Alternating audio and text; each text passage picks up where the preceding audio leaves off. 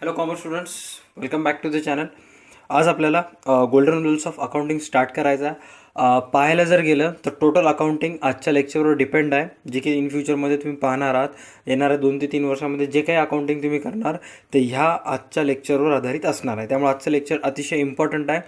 लेक्चरचं नावच असं दिलेलं आहे की गोल्डन रूल्स, म्हणजे एकदम सोनेरी नियम जे की अकाउंटिंगसाठी इम्पॉर्टंट आहेत. फर्स्ट आहे पर्सनल अकाउंट, सेकंड आहे रिअल अकाउंट आणि नेक्स्ट कोणता आहे नॉमिनल. कालच्या व्हिडिओजमध्ये आपण टाईप्स ऑफ अकाउंट बघितला होता. आज त्या प्रत्येक अकाउंटच्या टाईपचं आपण रूल्स पाहणार आहोत. पर्सनल अकाउंटचं फॉर्म्युला म्हणा किंवा रूल म्हणा, ते रूल आहे debit the receiver, credit the giver. आता पर्सनल अकाउंटचं नियम काय? पर्सनल अकाउंटचं नियम की जेव्हा व्यवसाय एखाद्या व्यक्तीसोबत किंवा व्यक्तिसमूहासोबत किंवा संस्थेसोबत जर व्यवसाय करत असेल तर त्याची नोंद करण्यासाठी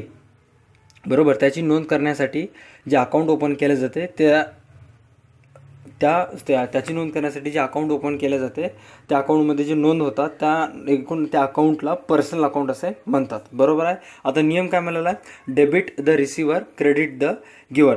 केव्हा तुम्ही एखाद्या व्यक्तीकडून सपोज तुम्ही एका राम नावाच्या व्यक्तीला वस्तू विकलात, बरोबर. राम नावाच्या व्यक्तीला वस्तू विकलात, बरोबर आहे. उधारीवर मशिनरी विकलात, तर तुमच्याकडून ते वस्तू रिसिव्ड कोण करायला आहे? राम. तर मग एंट्रीमध्ये DR साईडला कोणाचं नाव येईल? राम, कारण ते वस्तू रिसिव्ह कोण करायला आहे? रामकडून, बरोबर आहे. आता राम ते वस्तू सपोज तुम्हाला कोणीतरी एक जण राम नावाचा व्यक्ती तुम्हाला 50,000 रुपयाची मशिनरी वगैरे विकला, बरोबर आहे. तर मग किंवा उधारीवर तुम्ही त्याच्याकडून घेतला, राम नावाच्या व्यक्तीकडून मशिनरी उधारीवर तुम्ही घेतला. तुम्ही जर एका राम नावाच्या व्यक्तीकडून वस्तू उधारीवर घेतलात, बरोबर आहे, तर वस्तू तुमच्याजवळ यायली, पण ते वस्तू तुम्हाला कोणामार्फत यायली? गिव्हर कोण आहे त्या वस्तूचा? राम. त्यामुळे एंट्रीमध्ये CR साईडला कोणाचं नाव येईल? गिव्हरचं नाव येईल. एक सपोजमध्ये सांगतो मी, एक साधं सिम्पल एक्झाम्पल की sold goods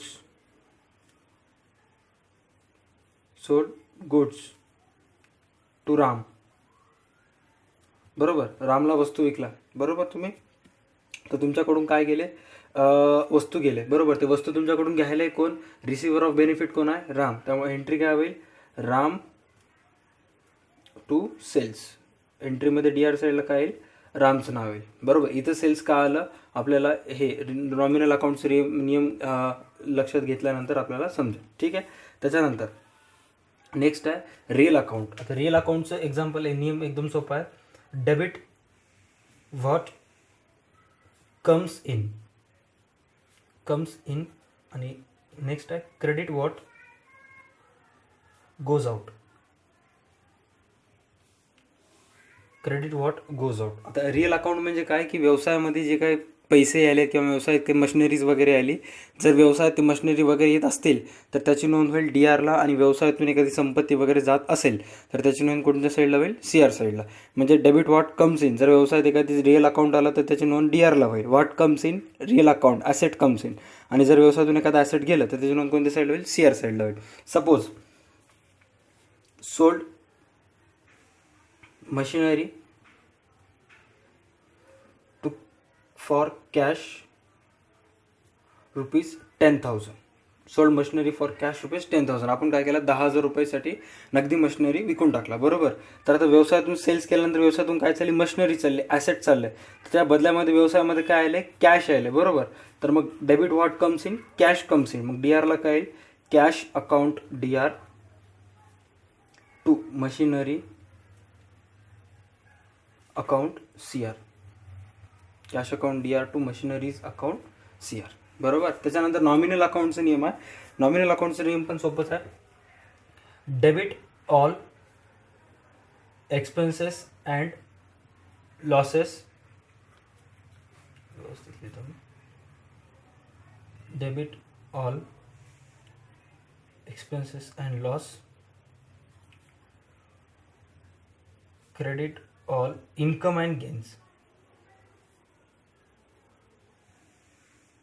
debit all expenses and losses, credit all income and gains. म्हणजे जर व्यवसायाला एक्सपेन्सेस आणि लॉसेस झाले तर DRला, आणि जर व्यवसायाला इन्कम आणि गेन्स झालं तर CRला. आता व्यवसायाला एक्सपेन्सेस आणि लॉसेस कधी होतात?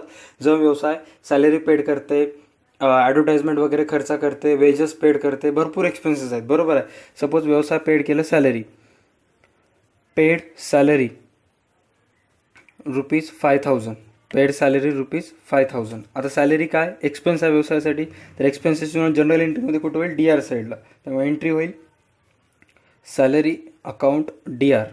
हां, आता त्याच्या बदल्यामध्ये व्यवसायातून काय केलं, कॅश गेलं म्हणजे कोणत्या अकाउंटचा नियम लागू होईल, रेल अकाउंटचं सी आरचं रूल काय, क्रेडिट वॉट गोज आउट. तर मग सी आर साईडला काय goes out, cash account C R.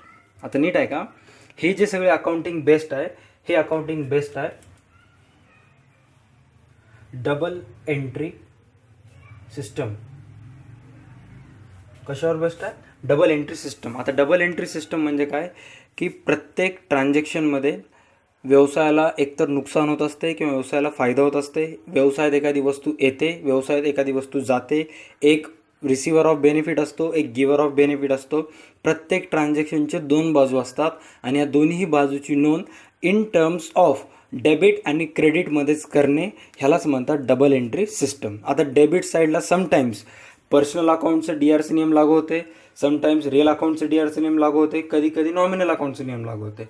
C R साईडला पण कधी पर्सनलचं लागू होते, कधी रिअलचं लागू होते, कधी नॉमिनलचं लागू होतं. काही ट्रान्झॅक्शन असे असतात ज्याच्या डी आरला पर्सनलचं लागू होते आणि सी आरला रिअलचं लागू होते. काही ट्रान्झॅक्शन असे असतात ज्याच्या डी आरला नॉमिनलचं लागू होते आणि सी आरला कशाचं लागू होते, रिअलचं. आता इथं पहा, हे जे ट्रान्झॅक्शन आहे, आता याच्या डी आरला कशाचा नियम लागू झालेला आहे, नॉमिनल अकाउंटचं डी आरचं रूल काय, debit all expenses and losses. कारण ट्रान्झॅक्शनमध्ये आपल्याला एक्सपेन्सेस लॉसेस झालेला आहे. एकाच ट्रान्झॅक्शनमध्ये एक्सपेन्स आणि एकाच ट्रान्झॅक्शनमध्ये इन्कम होत नाही, बरोबर आहे. डी आरला एक्सपेन्सेस आणि लॉसेसचं नॉमिनलचं रूल लागू झालेला आहे. सी आरला कशाचं रूल लागू झालेला आहे, रिअलचं. कसं रिअलचं, कारण व्यवसायातून काय गेलेलं आहे, कॅश गेलेला आहे, बरोबर. तसं एव्हरी ट्रान्झॅक्शनमध्ये कधी नॉमिनलचं रूल लागू होते, कधी रिअलचं रूल लागू होतं.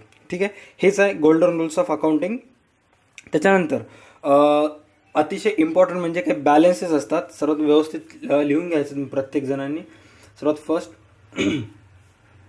एक्सपेन्सेस, त्याच्यानंतर ॲसेट्स,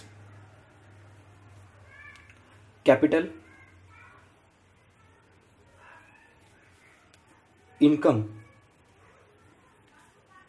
लायबिलिटीज.